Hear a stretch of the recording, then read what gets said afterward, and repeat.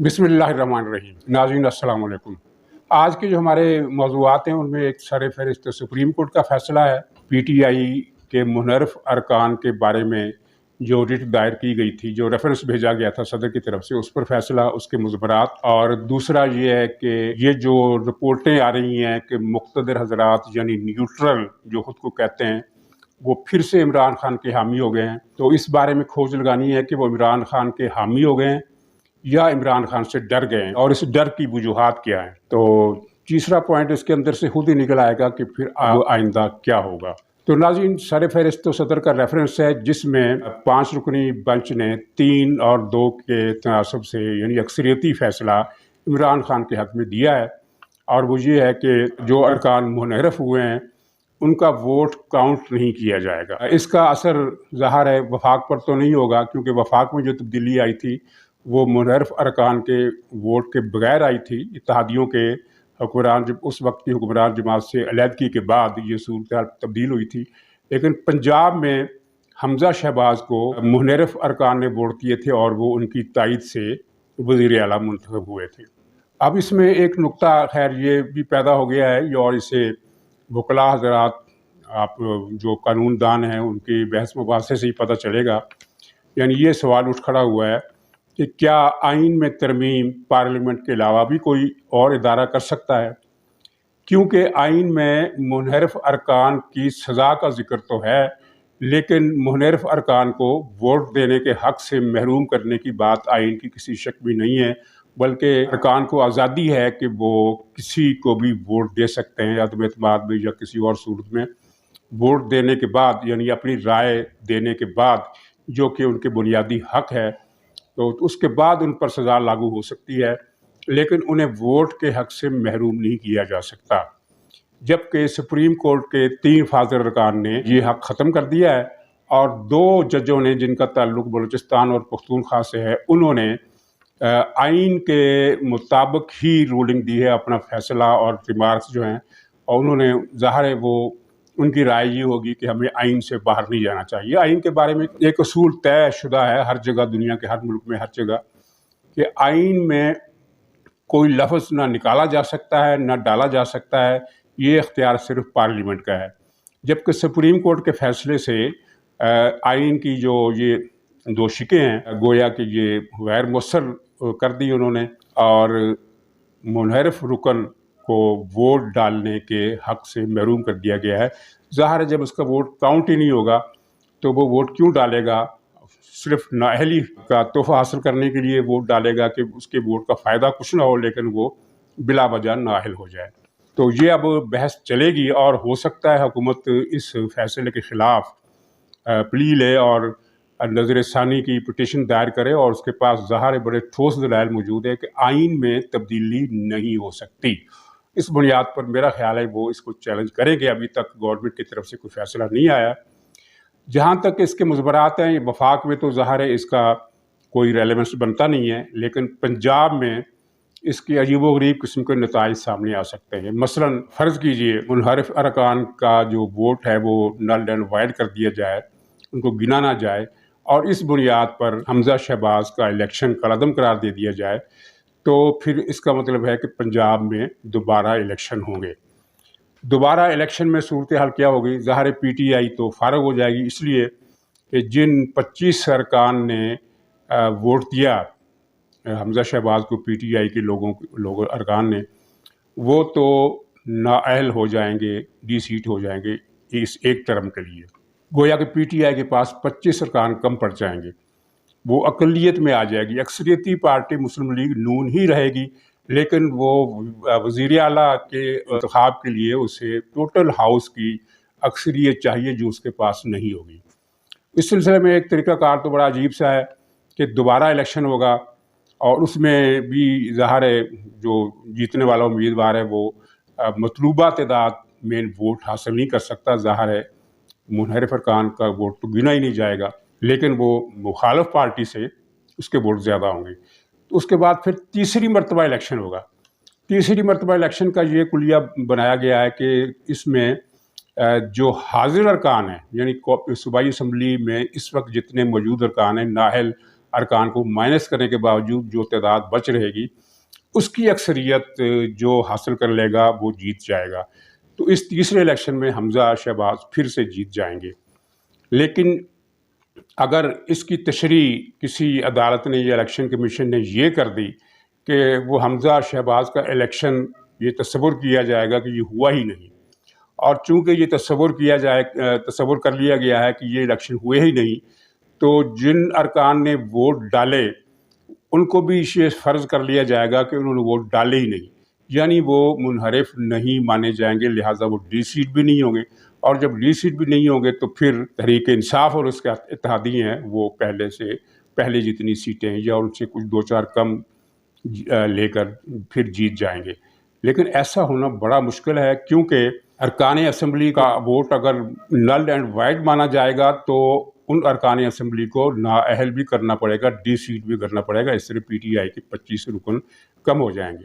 یعنی اس فیصلے نے بحران کو حل نہیں کیا بلکہ کم نوعیت کے بحران کو شدید نوعیت کے بحران میں بدل دیا ہے.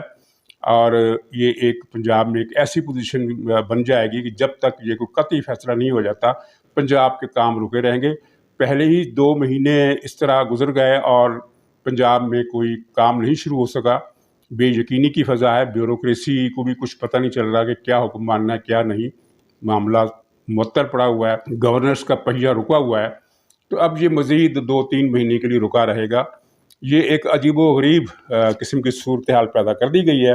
بہرحال یہ جو کہا جاتا ہے کہ دباؤ میں آ گئے ہیں، اس پر کوئی تبصرہ کیے بغیر اتنا فکرہ کہنے میں کوئی حرج نہیں ہے کہ معاملات جو ہیں وہ سدھار کے بجائے بگاڑ کی طرف جا رہے ہیں. دوسری طرف یہ تاثر بھی عام ہو رہا ہے اور اس کے حق میں کئی چیزیں موجود ہیں کہ جو نیوٹرل حضرات ہیں اب نیوٹرل نہیں رہے اور وہ عمران خان کی حمایت پر کمر بستہ ہو گئے ہیں. ایک تو ان کی طرف سے دباؤ ڈالا گیا شہباز شریف پر کہ نئے الیکشن کرو اور حکومت چھوڑ دو، اور دوسری طرف شیخ رشید کے اور اس طرح کے دوسرے لوگوں کے جو بیانات آ رہے ہیں کہ 31 مئی سے پہلے فیصلے آنے والے ہیں.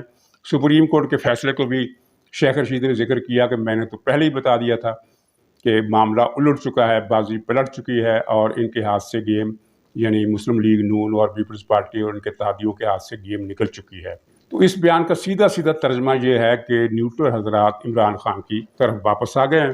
تو یہاں یہ سوال پیدا ہوتا ہے کہ اگر وہ واپس آ گئے ہیں تو انہوں نے پھر نیوٹرل رہ کر عمران خان کی حکومت کو ختم ہونے کا مرحلہ کیوں آنے دیا؟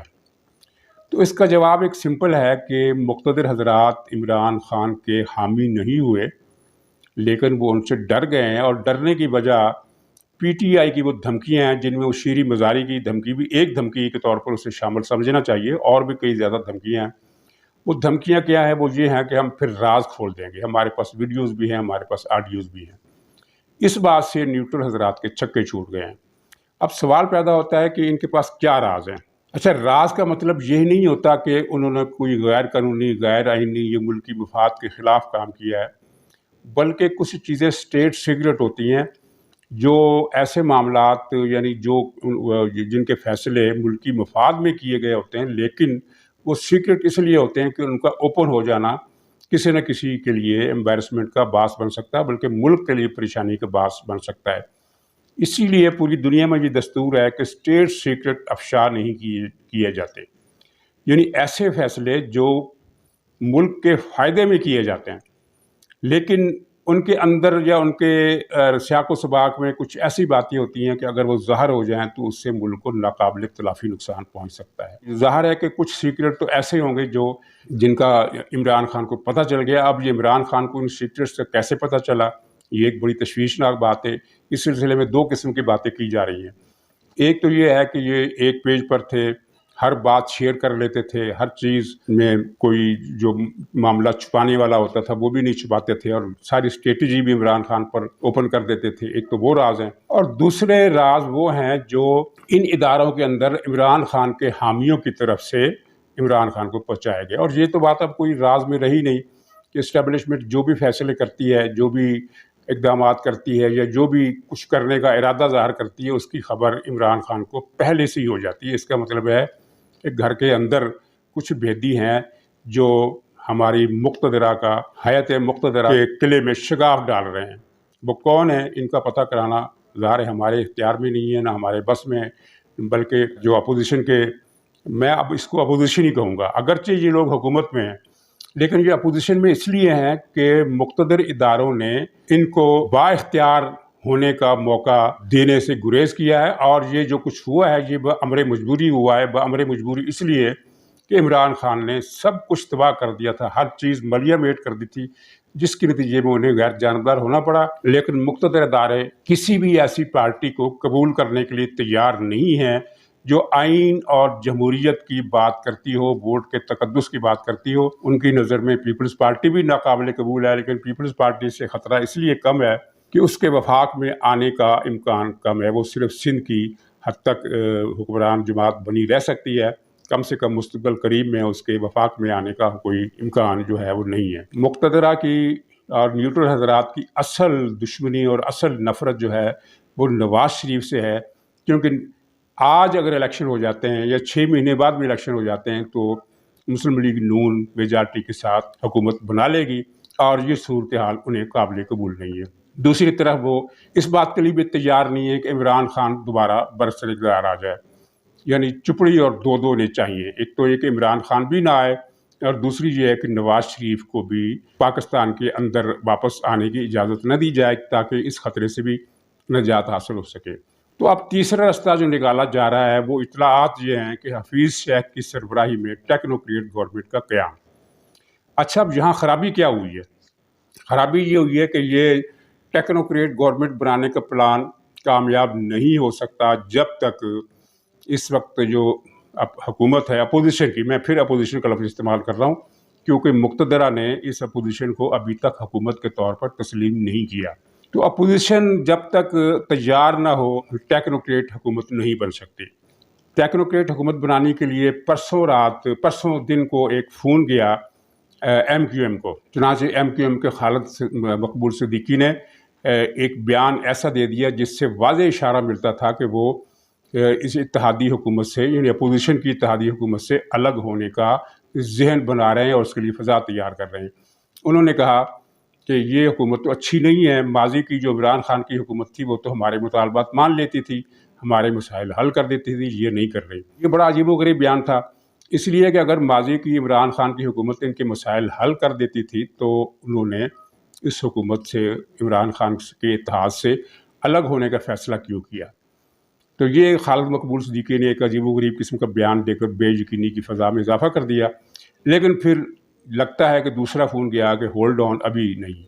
اس کے بعد پھر معاملات اپنی پرانی سطح پر آ گئے، یعنی یہ اتحادی حکومت اپنی جگہ پر برقرار ہے، لیکن یہ بات تو کلیئر ہے کہ جب ادھر سے اشارہ ہوگا تو یہ حکومت عمران خان کی حکومت کی نسبت زیادہ کمزور پوزیشن میں اس لیے ہے کہ عمران خان کی حکومت ختم کرنے کے لیے اس کے تمام اتحادیوں کی علیحدگی ضروری تھی۔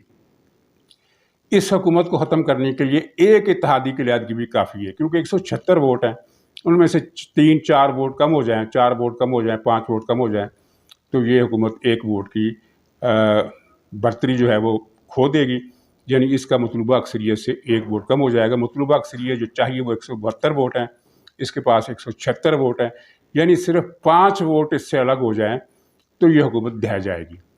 لیکن یہ حکومت ڈھہ کیوں نہیں رہی؟